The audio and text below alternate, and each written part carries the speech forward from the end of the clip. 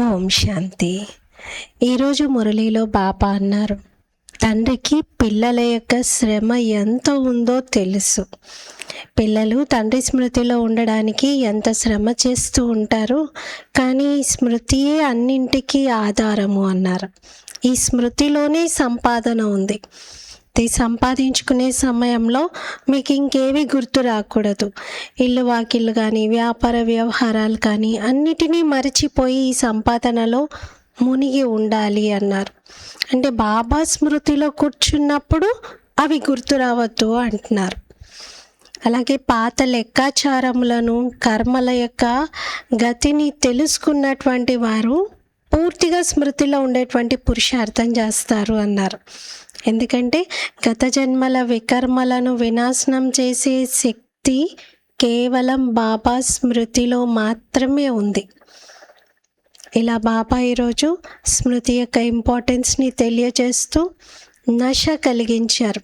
మీరు ఎలాంటి తండ్రి సన్ముఖంగా కూర్చున్నారు, మీరు విశ్వానికి యజమానిగా కాబోతూ ఉన్నారు. మన తండ్రి విశ్వానికి యజమానిగా మనల్ని తయారు చేస్తున్నారు. ఇలా చాలా సంతోషంగా ఉండాలి అన్నారు. ఇది 7th జూలై 2026 మురళి. మధురమైన పిల్లలు, మన బాబా మనల్ని విశ్వానికి యజమానులుగా చేయడానికి వచ్చారని మీకు నశ ఉండాలి. మనం వారి సన్ముఖంగా కూర్చున్నాము. మధురమైన పిల్లలు, మన బాబా మనల్ని విశ్వానికి యజమానిగా తయారు చేయడానికి వచ్చారని మీకు సంతోషం, నశ ఉండాలి. మనం వారి సన్ముఖంగా కూర్చున్నాము. ప్రశ్న: కర్మల గూహ్య గతిని తెలుసుకున్నటువంటి వారు ఏ పురుషార్థాన్ని తప్పనిసరిగా చేస్తారు? జవాబు: స్మృతిలో ఉండే పురుషార్థాన్ని తప్పనిసరిగా చేస్తారు. ఎందుకంటే స్మృతితోనే పాత లెక్కాచారములన్నీ కూడా సమాప్తమవుతాయి. ఇది వారికి తెలుసు. ఎందుకంటే స్మృతితోనే పాత లెక్కాచారములన్నీ కూడా సమాప్తమవుతాయని వారికి తెలుసు.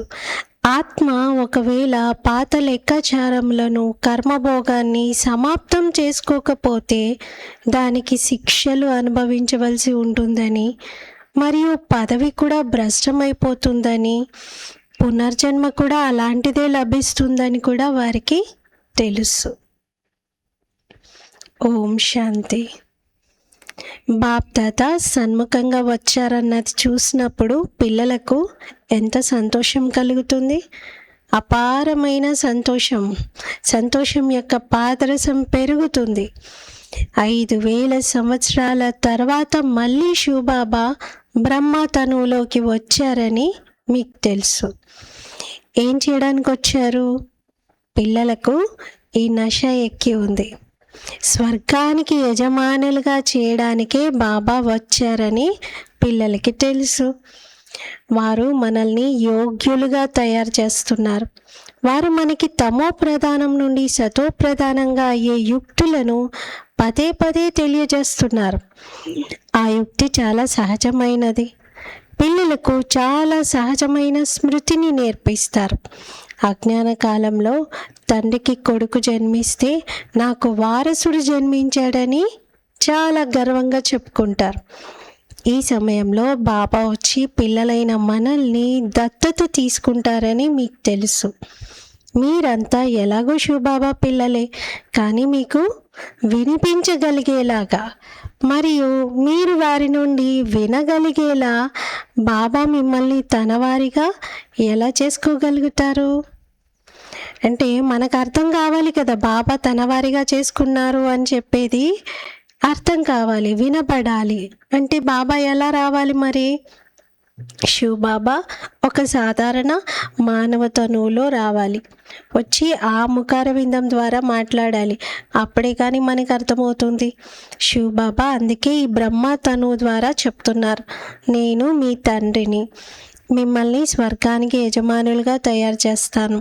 కేవలం పతితంగా ఉన్న మీ ఆత్మ ముక్తిధామానికి కానీ, జీవన్ముక్తిధామానికి కానీ వెళ్ళలేదు. మీరంతా ఒక్క తండ్రి యొక్క పిల్లలు. అందరూ తండ్రి ఆస్తిని తీసుకోవాలి కదా. ఎంతోమంది పిల్లలు ఉన్నారు. రోజు రోజుకి పిల్లల సంఖ్య పెరుగుతూ ఉంది. దత్తత తీసుకుంటూ ఉంటారు. ఓ ఆత్మలు, ఇప్పుడు మీరు నా సంతానము. స్వయాన్ని ఆత్మగా భావించండి.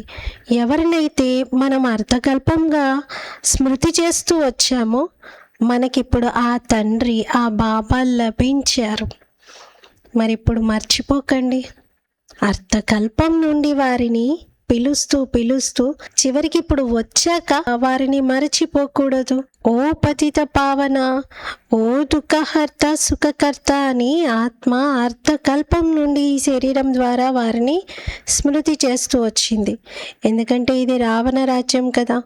మేము చాలా సుఖంగా ఉన్నాము, మాకు ఇన్ని కోట్లు ఉన్నాయి, ఇన్ని మిల్లులు ఉన్నాయి, ఇన్ని ఫ్యాక్టరీలు మొదలైనవి ఉన్నాయి అని ఇప్పుడు ఎవరైతే భావిస్తున్నారో అవన్నీ అల్పకాలికమైనవే. అంతిమంలోనైతే దుఃఖంతో రక్షణ కొరకు చాలా అలమటిస్తూ ఉంటారు. దుఃఖపు పర్వతాలు పడనున్నాయి. మరి ఇంత ఆస్తి, ఇంత సంపాదించుకున్నటువంటిది అంతా కూడా ఒక సెకండ్లో కళ్ళ ముందే మసైపోతుంది, మొత్తం సమాప్తం అయిపోతుంది. తండ్రి నుండి మీకు వారసత్వం కూడా ఒక్క సెకండ్లో లభిస్తుంది. మీకు సెకండ్లో స్వర్గ రాజ్యాధికారాన్ని ఇస్తానని బాబా అంటారు. ఈ పాత ప్రపంచం సమాప్తమైపోతుంది. యుద్ధాలు జరుగుతాయి, ప్రకృతి వైపరీత్యాలు సంభవిస్తాయి. అంతా శుభ్రం అవ్వాలి కదా. మీ ఆత్మ కూడా ఇప్పుడు పవిత్రంగా అవుతూ ఉంది. పిల్లలు ఎంత శ్రమ చేస్తున్నారనేది బాప్ దాదా ఇద్దరు అర్థం చేసుకోగలుగుతారు. తండ్రి నుండి వారసత్వాన్ని పొందడానికి చాలా తక్కువ శ్రమను ఇస్తారు. స్వయాన్ని ఆత్మగా భావిస్తూ తండ్రిని స్మృతి చేయండి. ఇంతకన్నా ఈజీ ఇంకెవరైనా చెప్పగలుగుతారా? ఇందులో యాక్చువల్గా చెప్పాలంటే శ్రమేమీ లేదు, కానీ పిల్లలు శ్రమ పడుతున్నారు కాబట్టి బాబా కూడా మీ శ్రమను నేను చూస్తున్నాను, అవును మీరు కష్టపడుతున్నారని అంటున్నారు. కానీ యాక్చువల్గా చెప్పాలంటే కష్టమేమీ లేదు ఇందులో.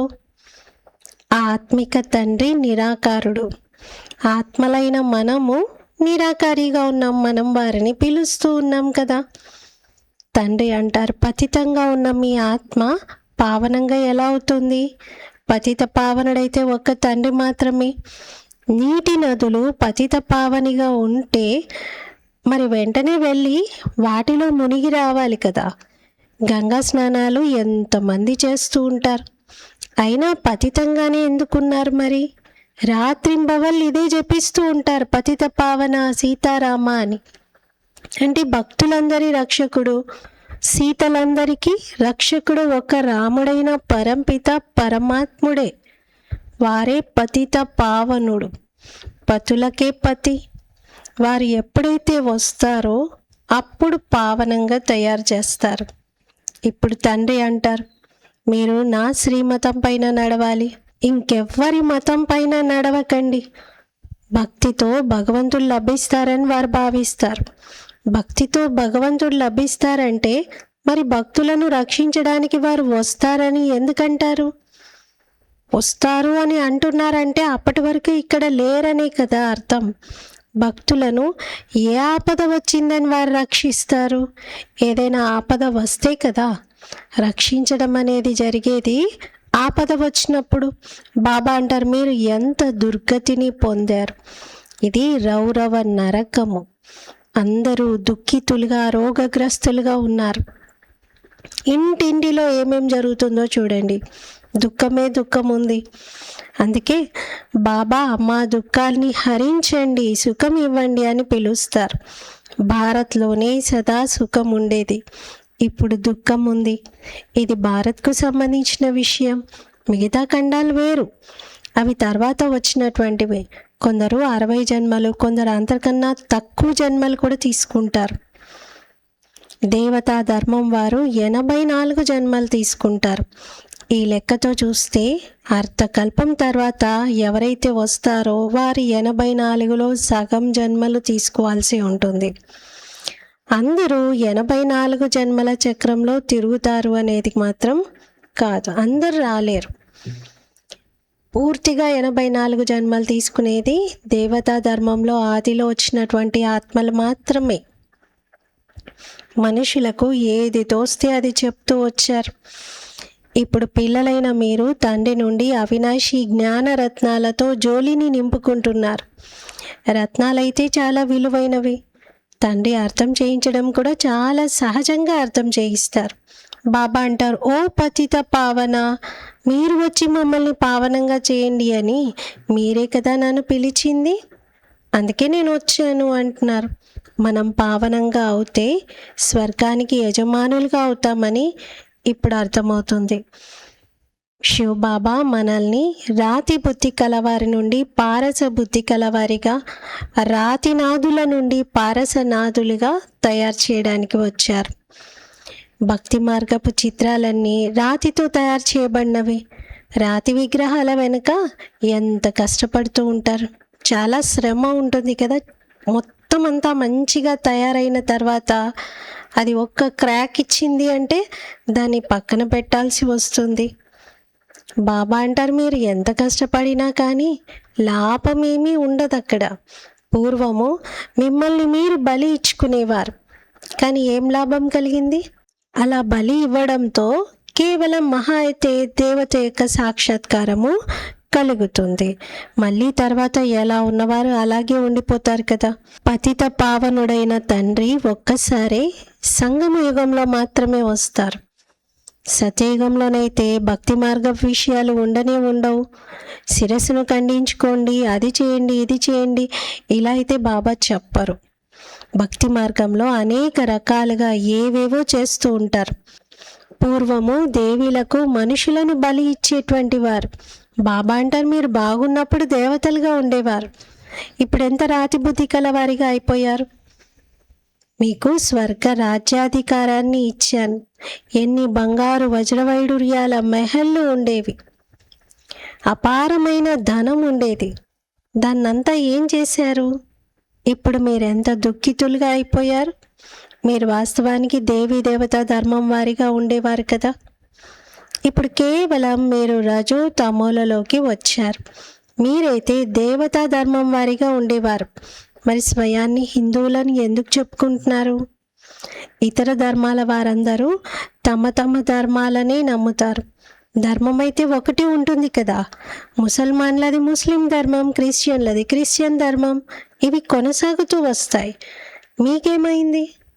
మీరు చాలా సుఖంగా, పవిత్రంగా, సంపూర్ణ నిర్వికారిగా ఉండేవారు. ఇప్పుడు ఎంత వికారిగా అయిపోయారు. వాస్తవానికి మేము సంపూర్ణ నిర్వికారులుగా ఉండేవారిమి, తర్వాత సంపూర్ణ వికారులుగా ఎలా అయ్యాము అనేది ఎవ్వరికీ తెలియదు. 84 జన్మలను తీసుకుంటూ సతో నుండి తమోగా అయ్యారు. ఇప్పుడు పూర్తిగా తమో ప్రధానంగా పతితంగా ఉన్నారు. సత్యయుగం నుండి కలియుగం వరకు తప్పకుండా రావాల్సి ఉంటుంది. అన్ని ధర్మాలు సతో రజో తమోలలోకి రావాల్సిందే, వృద్ధిని పొందాల్సిందే. మీరు కూడా వృక్షంలో ఉన్నారు కదా. వృక్షంలో చూడండి, అంతిమంలో బ్రహ్మ నిలబడి ఉన్నారు. బ్రహ్మయే 84 జన్మలను తీసుకొని వెళ్ళి అంతిమంలో వృక్షం యొక్క చివరిలో నిలబడి ఉన్నారు. క్రింద కూర్చొని ఉన్న బ్రాహ్మణులైన మీరే మళ్ళీ అంతిమంలో పతితులుగా, శూద్రులుగా అయ్యారు. అంటే వృక్షం యొక్క వేర్ల భాగంలోనూ మనమే ఉన్నాము. పూర్తి చివరిలో తమో ప్రధానంగా శూద్రులుగా అయింది కూడా మనమే అంటున్నారు.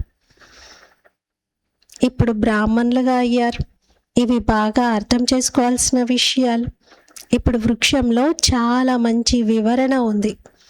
ఇప్పుడు మీరు రాజయోగ తపస్య చేస్తూ ఉన్నారు. మీ స్మృతి చిహ్నమే నిలబడి ఉంది. ఇది చైతన్య దిల్వాడా మందిరము. అదేమో జడమైనది. సత్యయుగంలో ఇది ఉండేది కాదు. ఈ సమయంలో మీరు మీ స్మృతి చిహ్నాన్ని చూసుకుంటున్నారు. మీరు ప్రాక్టికల్గా సత్యాతి సత్యమైన దిల్వాడా మందిరంలో చైతన్యంగా కూర్చున్నారు. స్వర్గ స్థాపన జరుగుతుంది. తర్వాత స్వర్గంలోకి వచ్చినప్పుడు ఈ మందిరాలు మొదలైనవేవి ఉండవు. మమ్మ, బాబా మరియు పిల్లలైన మనము కూర్చున్నాం. ఇది యథావిధిగా మీ మందిరమే.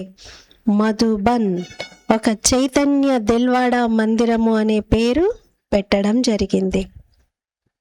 మధుబన్లో కూర్చోవడం అంటే చైతన్యమైన దిల్వాడ మందిరంలో కూర్చోవడమే.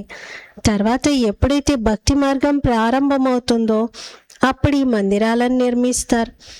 బాబా మనల్ని చాలా ధనవంతులుగా చేశారు, అందుకే మళ్ళీ వారి మందిరాలను నిర్మిస్తాం.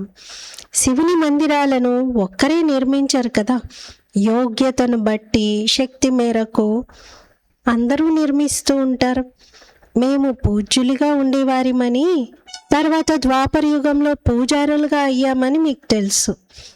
ఇంతటి సావుకారులుగా తయారు చేసిన శివబాబాకు భక్తిలో మళ్ళీ మీరే మందిరాలు నిర్మిస్తారు. ఈ విషయాలు ఇప్పుడు మీకు మాత్రమే తెలుసు కనుక ఇప్పుడు పురుషార్థం చేసి మళ్ళీ రాజులకే రాజులుగా అవ్వాలి. సత్యయుగంలో మహారాజులు అని అంటారు, త్రేతాలో రాజులని అంటారు. తర్వాత ప్రపంచం పతితంగా అయినప్పుడు మహారాజులు కూడా పతితులుగా అవుతారు, రాజులు కూడా పతితులుగా అవుతారు. వారు నిర్వికారి మహారాజుల మందిరాలను నిర్మించి పూజిస్తారు. ఎవరు నిర్వికారి మహారాజులు? లక్ష్మీనారాయణులు, సీతారాములు, వీరంతా కూడా నిర్వికారి మహారాజులు. మొట్టమొదట శివుని మందిరాలను నిర్మిస్తారు, ఆ తర్వాత దేవతలవి నిర్మిస్తారు. వారంతటా వారే మందిరాలను నిర్మించి పూజిస్తారు. 84 జన్మలైతే అనుభవిస్తారు కదా. అర్ధకల్పం మీకు పూజ్యులుగా, మళ్ళీ అర్ధకల్పం పూజారులుగా పాత్ర ఉంటుంది. మనుషులు భగవంతుని గురించి వారే పూజ్యుడు వారే పూజారి అని అనుకుంటారు.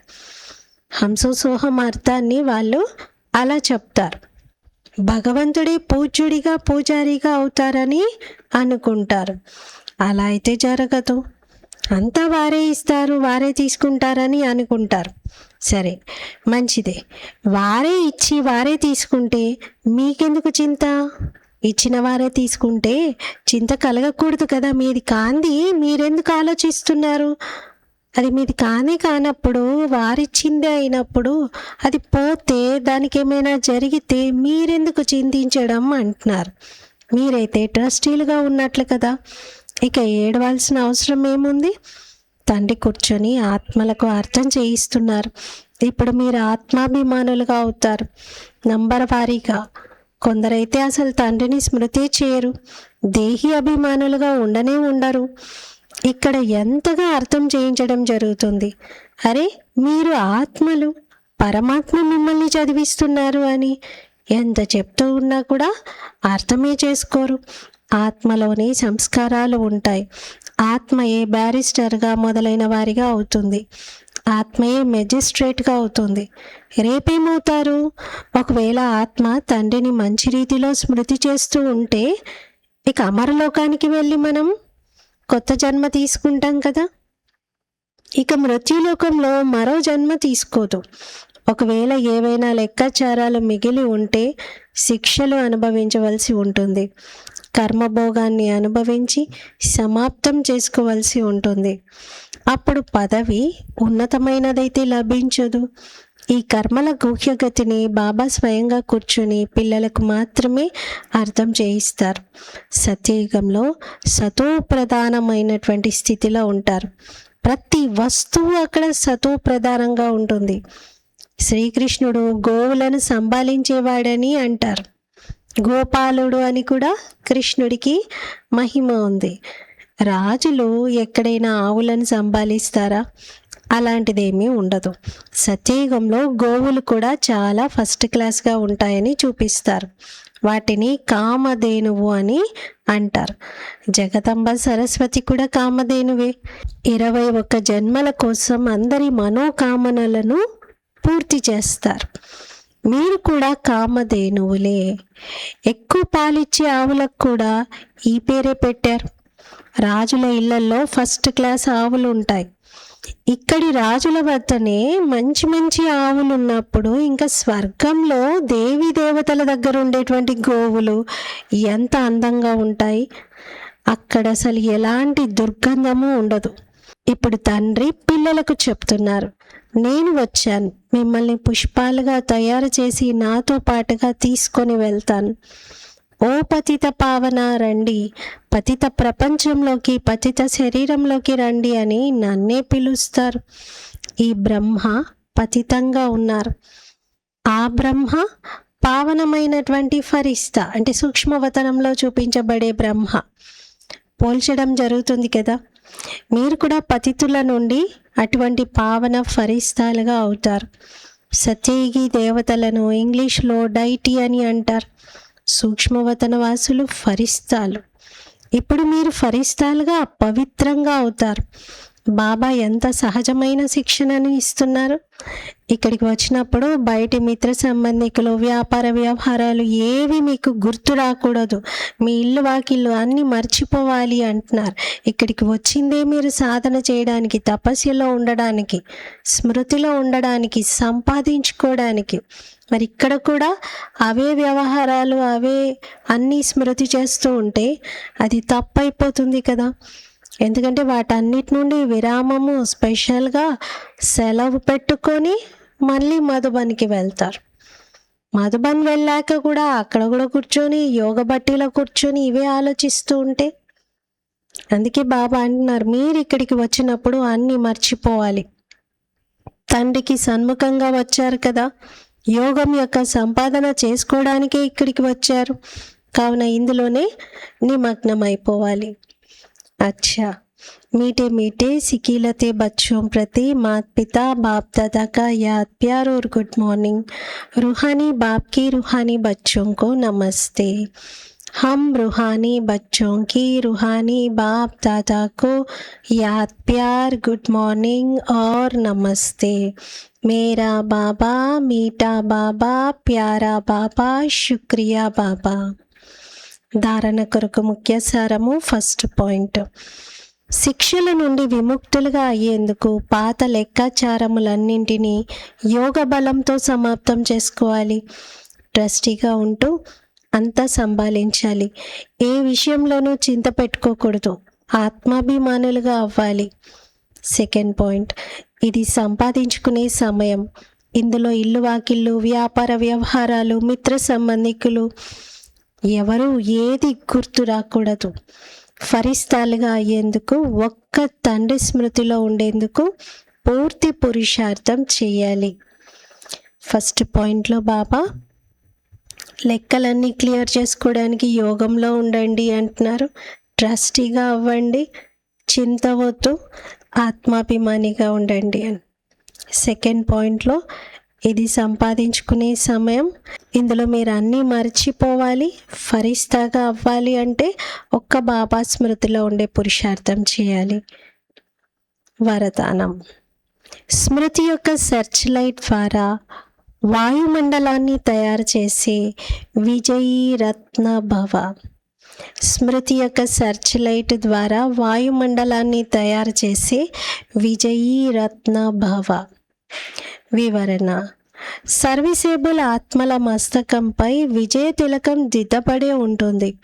కానీ ఏ స్థానం యొక్క సేవనైతే చేయాలో ఆ స్థానంపై ముందు నుండి సెర్చ్ లైట్ యొక్క ప్రకాశాన్ని ప్రసరింపచేయాలి. స్మృతి యొక్క సెర్చ్ లైట్ ద్వారా ఎటువంటి వాయుమండలం తయారవుతుందంటే, ఇక అనేక ఆత్మలు సహజంగా సమీపంగా వచ్చేస్తారు.